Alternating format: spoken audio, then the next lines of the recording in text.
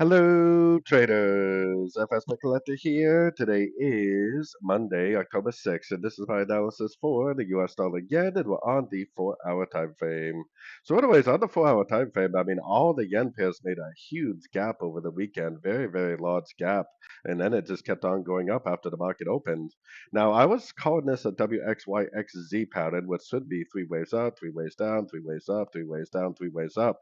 Now that it actually went up again, and maybe this is actually still a B C correction of Z. It actually just might have ended up being like a big old expanding for the wave B, and now we're in the wave C of Z. So we are at the 90%, and if this does end up being some sort of a flat pattern, the 90% is a really good target.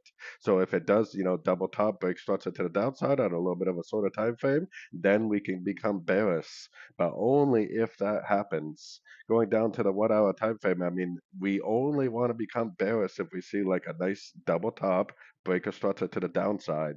Otherwise, we have to be careful because anything we see to the downside could potentially just be a pullback within a higher time frame uptrend. There is a chance that this is not even a WXYXZ pattern and it just keeps on going.